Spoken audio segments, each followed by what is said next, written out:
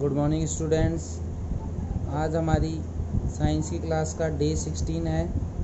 दैनिक जीवन lesson number पढ़ रहे थे 5th, दैनिक जीवन में रसायन, केमिस्ट्री इन एवरीडे लाइफ।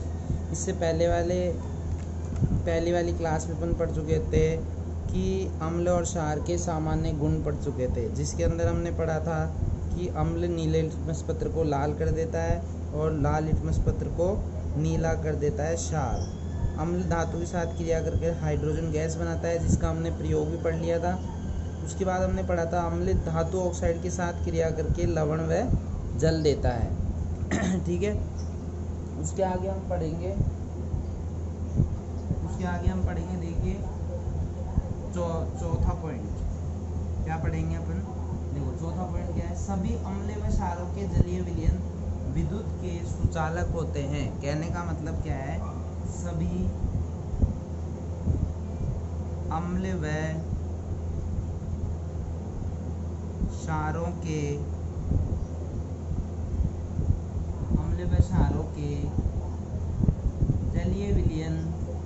जलीय विलयन का मतलब है यदि किसी अम्ल में अपन जल मिला दें या क्षार में अगर जल मिला दे तो उसका जो जलीय विलयन होता है,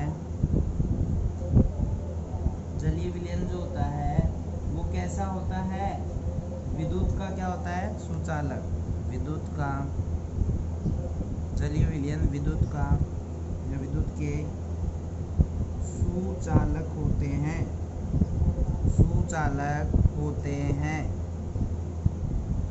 ठीक है, इसका मतलब क्या है कि इसका उपयोग विद्युत अपघट्य के रूप में किया जाता है। विद्युत अपघट्य का मतलब है किसी को तोड़ना।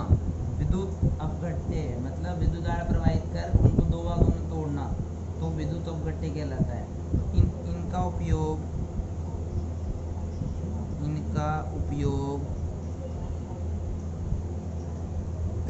विद्युत अपघट्य के रूप में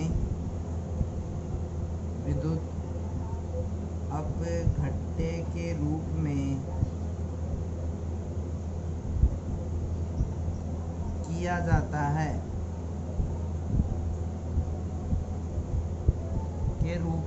जाता है। पांचवा देखिए, वही चीज जो अपन पहले पढ़ चुके हैं कि जो अम्ल होता है वो क्षार के साथ में अभिक्रिया करके और अपने गुण खो देता है। सभी अम्ल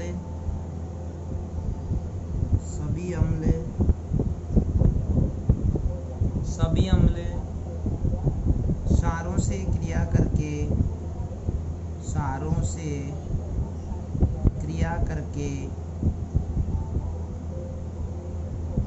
से क्रिया करके अपने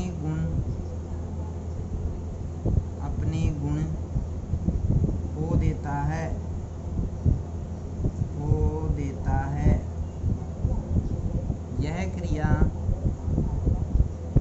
यह क्रिया उदासीनीकरण कहलाती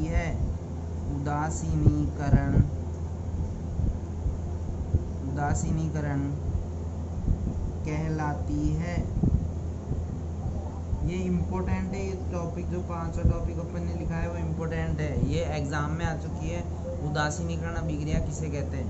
तो उदासीनीकरण अभिक्रिया क्या है कि यदि जो अम्ल होता है वो क्षारों से अभिक्रिया करता है तो जो अम्ल होता है वो अपने गुण क्या कर देता है, खो देता है। यह क्रिया क्या कहलाती है, उदासीनीकरण कहलाती है।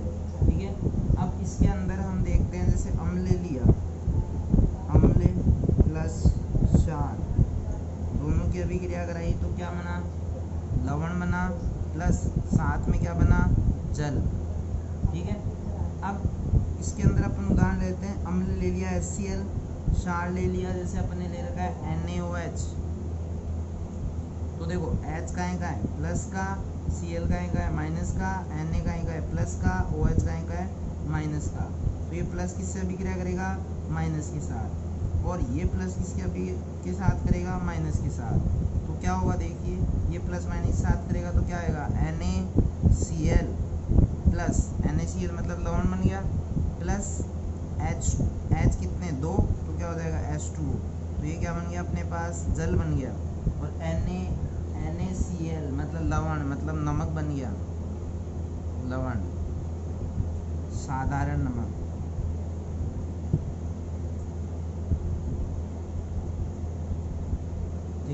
यहाँ तक आगे सबको समझ में। अब इसके आगे देखिए अपने पास क्या है, उपयोग। किसके उपयोग? हम पढ़ रहे हैं अम्ल व क्षार के उपयोग, विभिन्न उपयोग कि हम कैसे कैसे अम्ल व क्षार का उपयोग करते हैं। तो अपने टॉपिक डाल लिया अम्ल व क्षार का उपयोग, अम्ल व क्षार का उपयोग। ठीक है, अब अम्ल व क्षार के उपयोग में अपन को तो एक इम्पोर्टेंट चीज पहली, अब इनको पॉइंटों में पढ़ेंगे अपन। तो पहली चीज, ठीक है, अब जैसे बहुत सारे अम्ल होते हैं, कई खनिज अम्ल होते हैं, कई प्राकृतिक अम्ल होते हैं, कोई कार्बनिक अम्ल होते हैं। तो दो चीज़ें हैं इसके अंदर, पहले टॉपिक के अंदर दो मैं समझाने की कोशिश करूँगा। इसमें ए है खनिज अम्ल है। तो खनिज अम्ल क्या होते हैं कि जो हमें खनिज पदार्थों से प्राप्त होते हैं। जैसे हम उदाहरण की बात करें तो अपन लिखेंगे H2SO4, ठीक है, उसके अलावा HCl, उसके अलावा HNO3। ये जो तीन है वो क्या है, खनिज लवण है। क्या है ये? खनिज लवण। ठीक है, ये क्या है अपने पास, खनिज लवण। फिर इसके अंदर बी है प्राकृतिक अम्ल, जो प्राकृतिक अम्ल कार्बनिक अम्ल। ये क्या होते हैं कि जो हमारे खाने वगैरह में पाए जाते हैं, ये कार्बनिक अम्ल। अब कार्बनिक अम्ल कौन से हैं देखिए, जैसे अपन ने पढ़े थे सिट्रिक अम्ल, टार्ट्रिक अम्ल, नींबू में कौन सा होता है एसिटिक अम्ल वगैरह। ये तो ये क्या है, ये कार्बनिक अम्ल है। तो सिट्रिक अम्ल,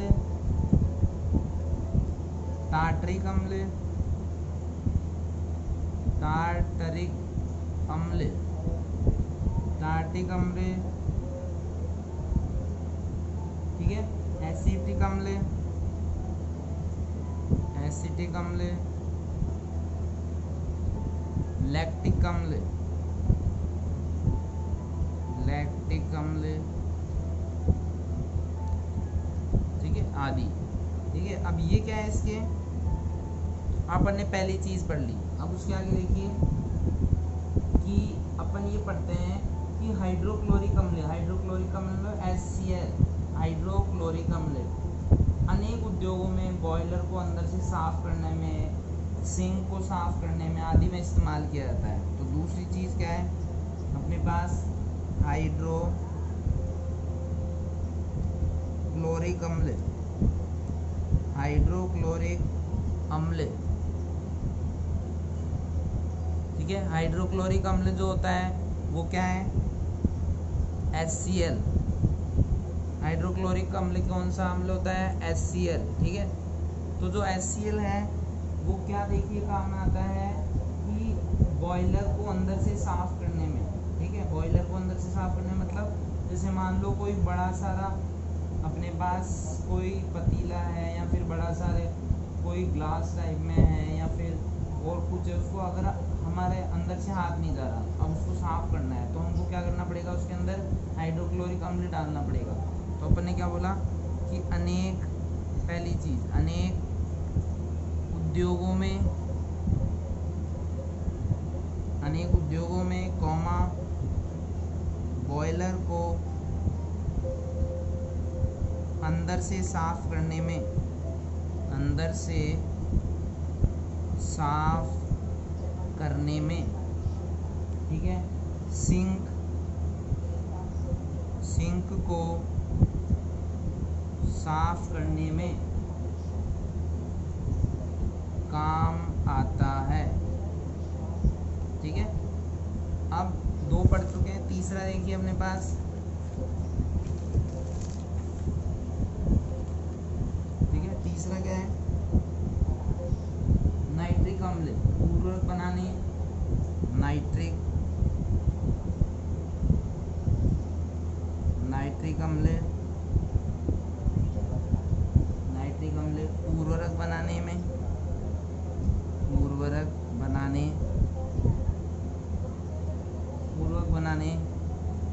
चांदी व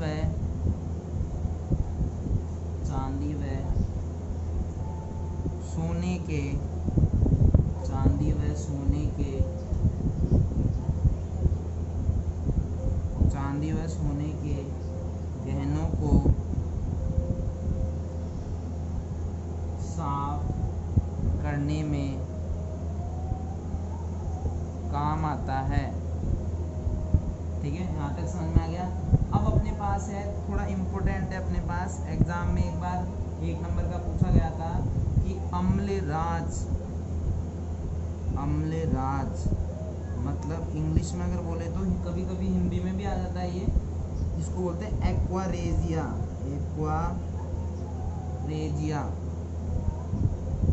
अम्लराज मतलब एक्वारेजिया। तो एक्वारेजिया क्या होता है? 1 भाग HNO3 मतलब HNO3 वह 3 भाग HCl को मिलाने पर क्या बनता है? एक्वारेजिया। मतलब अगर इसकी अपन सूत्र की बात करें तो क्या होता है? HNO3.3HCl। ठीक है, मतलब 1 भाग तो क्या HNO3 और 3 भाग HCl मिलाने पर क्या बनता है? अम्लराज बनता है। ठीक है, और इसका काम क्या है? अम्लराज का क्या काम है? मतलब इसको अपन क्या बोलते हैं? देखो, इसके अलावा क्या है? सल्फ्यूरिक अम्ल सेल, कार, बैटरी तथा उद्योगों में काम आता है। सल्फ्यूरिक अम्ल, अब देखो 5वां सल्फ्यूरिक अम्ल को अम्लों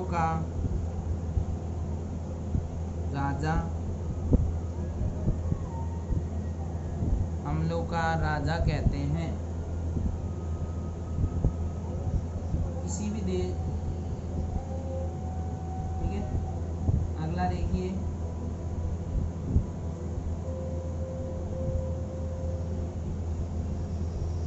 अगला क्या है अपने पास? साबुन। अगला देखिए अपने पास साबुन, अपमार्जक, साबुन, अपमार्जक,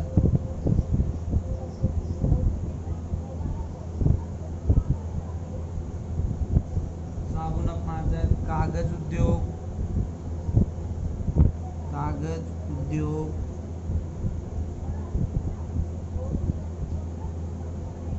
वस्त्र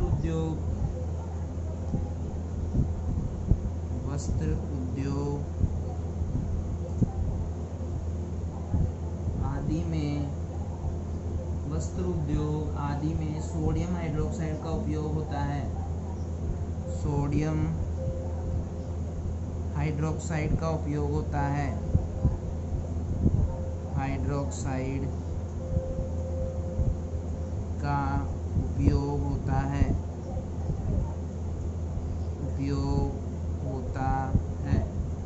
ठीक है, अब इसके अलावा क्या है? कैल्शियम हाइड्रोक्साइड,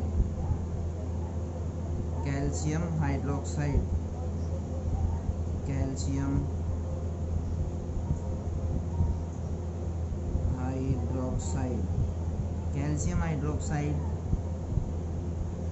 का उपयोग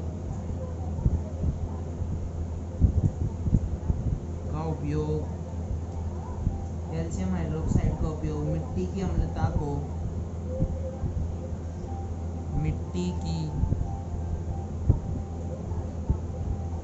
अम्लता को दूर करने में काम आता है। ठीक है, उसके अगला देखिए,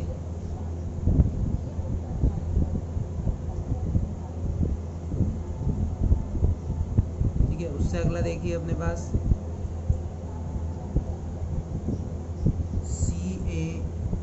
CaOH2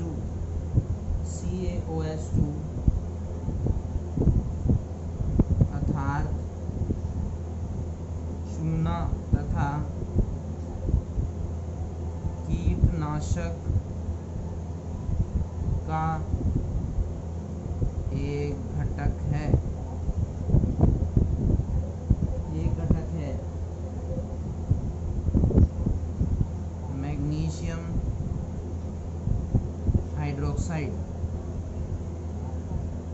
hydroxide, magnesium hydroxide,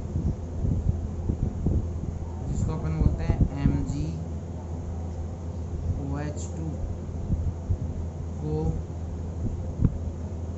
milk of magnesium, ये भी इम्पोर्टेंट है, मिल्क ऑफ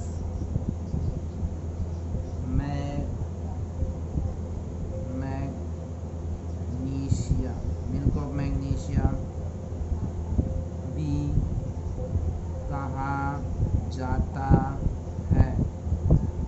ठीक है, ये इम्पोर्टेंट है, मिल्क ऑफ मैग्नीशियम या मैग्नीशिया। अब देखो इसके अलावा है कैल्शियम कार्बोनेट,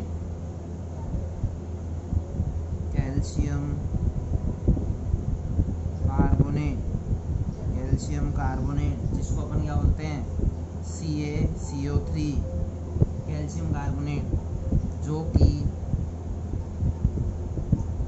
संगमरमर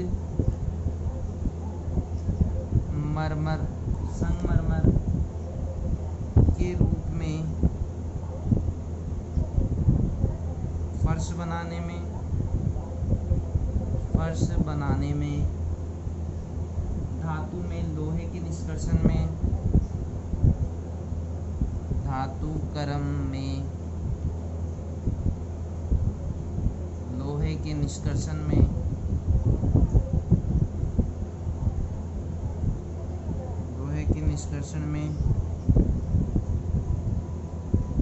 सीमेंट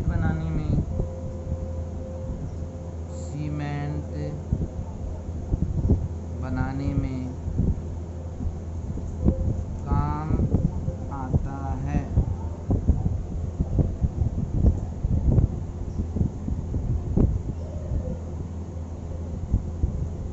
ठीक है, अपने पास लास्ट टॉपिक है, देखो सिल्वर नाइट्रेट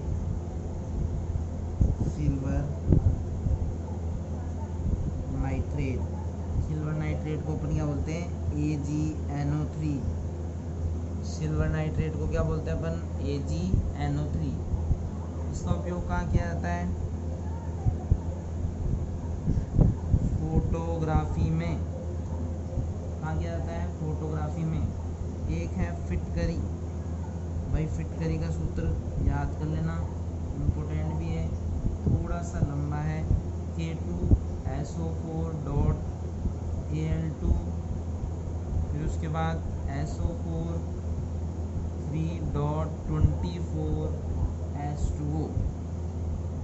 ये क्या है अपने पास? फिटकरी का सूत्र है। ठीक है, इसके बाद अपन कल पढ़ेंगे pH स्केल पढ़ेंगे अपन कल। ठीक है, ये थी आज की क्लास। Thank you.